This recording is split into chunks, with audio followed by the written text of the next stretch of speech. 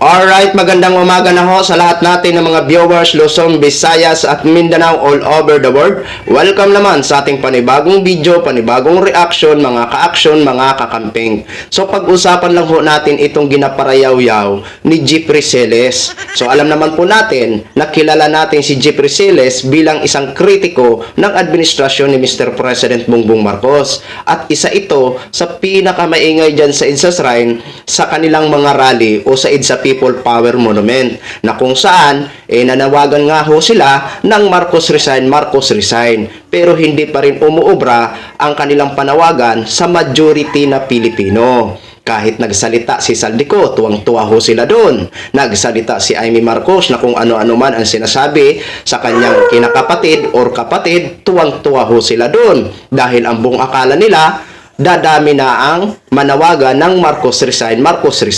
Sos Maria Josep, para naman tayong kumuha ng bato at pinukpok natin sa ulo natin na agad-agad tayong maniwala. Naniniwala ako na ang majority na Pilipino ay matatalino at marunong huyan mag-isip. Di ba? Kumbaga, marunong mag-aral. Kumbaga, pinag-aaralan ba kung maniwala ba tayo sa sinasabi ni Saldico? Alam naman po natin si Saldico nasa ibang bansa, 'di ba? At lalo na hindi po siya naka-out habang nagsasalita sa kanyang video, 'di ba? So, kay Manang Amy Marcos, maniwala ba tayo doon? Ako, tayo hindi naman agad-agad naniniwala eh. Kasi kung totoo ang kanyang sinasabi, mas kumbaga nakakahiya si Amy Marcos eh. 'Di ba? Kasi kung halimbawa totoo man ang kanyang sinasabi, bakit hinayaan na maging presidente si Mr. President Bongbong Marcos kung totoo ang kanyang sinasabi? Di lumalabas na kahiya-hiya siya, 'di ba? Eto ho mga ka-action, mga kakamping. Ayon kasi dito kay Jeffrey Celes, no? Ang pagkukunwari daw ni Mr. President Bongbong Marcos ay isang kalukuhan at katarantaduhan. Ito ang kanyang mga sinasabi dito sa kanyang pagyawyaw. Eto, marami pa siyang sinasabi dito mga ka-action. Bago ho tayo magtuloy-tuloy ng sarili kong opinion, panoorin at pakinggan po muna natin.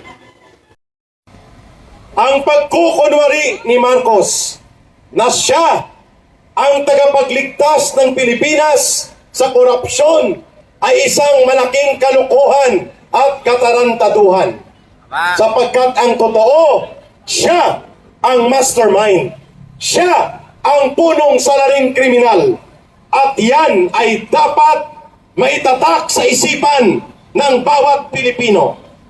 Walang mangyayari na pangungurakot at pangungulimbat sa kaban ng bayan kung hindi pinipirmahan ni Marcos ang sindikato at inistapa na budget. Walang ni singkong duling na lalabas sa pondo ng pamahalaan kung hindi si Marcos ang pumipirma ng budget. Diyan pa lang may pananagutang kriminal na si Marcos. Si Martin Romualdez, yan ang kanyang major conspirator. Ibig sabihin po, kasabwat ni Marcos ang Kongreso, lalo na si Martin Romualdez. Si Lisa Araneta, ang bayaw niyang si Martin Araneta, ito ay bahagi ng malaking isang sindikato. Ang gobyerno ni Marcos, gobyerno ng sindikato. At ang sindikato may mastermind, tama? Si Saldico, operatiba nila sa loob ng sindikato na bumaliktad. Yan ang tama. Yun na ho mga ka-action, mga kakamping. Para sa kanya, itong ginagawa ni Mr. President Bongbong Marcos na pagre-report ng mga di umano'y sangkot, kasi si Mr. President Bongbong Marcos nagre-report dyan kapag may mga bagong development dito sa mga di umano'y sangkot sa flood control project. So, nakikita ho natin yan sa Facebook page niya. Ina-upload niya po yun. At nagpapasalamat po tayo na bawat may bagong development, pinapublic niya po at nire-report niya po sa atin na taong bayan. At yan po ang napaka-importante na malaman natin ang mga bagong development. Kaya maganda po yung ginagawa ni Mr. President Bongbong Marcos. Pero para dito sa mga DDS, no, nagkukunwari lang daw at isang kalukuhan at isang katarantaduhan, at yan ang dapat daw matatak sa bawat Pilipino. Sos Maria Josep, sa inyo lang yan ng mga DDS, itatak nyo yan kung sa tingin nyo nagkukunwari. Bahala kayo kung yan ang pananaw nyo. Basta kami, masaya ho kami na nagre-report si Mr. President Bongbong Marcos at talagang may development na at hopefully, sana bago magpasko, may makulong na ho talaga dyan. At yan ang inaasahan natin na ang sabi niya, wala na silang Merry Christmas. Sana nga, no? Dahil yan talaga ang ating hinahangad, ang magkaroon ng accountability. Ngayon, regarding naman dyan, kay dating Speaker Martin Romualdez, ako wala kong ano dyan, gitna po ako, di ba? Sabi ko nga, pagdating sa mga di umano'y sangkot na opisyal sa corruption, wala po akong pinapanigan. Wala po akong pinapanigan.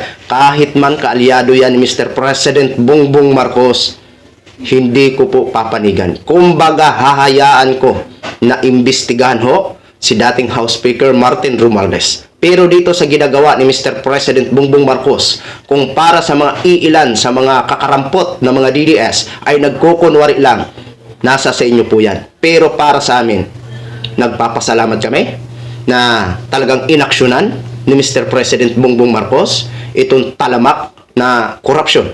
At siguro, no, sa kanyang administrasyon lang talaga ito nangyari, na talagang pinukusan niya talaga ito at sinapubliko niya talaga itong regarding sa korupsyon. Ngayon, kung halimbawa man para sa inyo, may pananagutan si Mr. President Bongbong Marcos, sige, granting na mayroon. Pero ang pagkakaalam ko dyan, ang pagkukulang lang ni Mr. President Bongbong Marcos, yung pag-check niya. Di ba? Pasalamat nga ho tayo ngayon. Ini-inspect na talaga ni Mr. President Bongbong Marcos ang bawat proyekto na paparating or patapos. Di ba?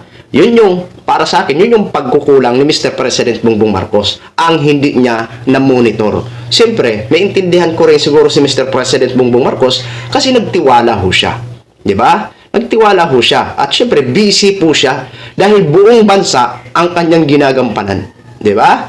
Alam natin na may pananagutan din si Mr. President Bongbong Marcos. Pero label po yan. Label sa label. Kumbaga, yung mga pagkukulang niya lang.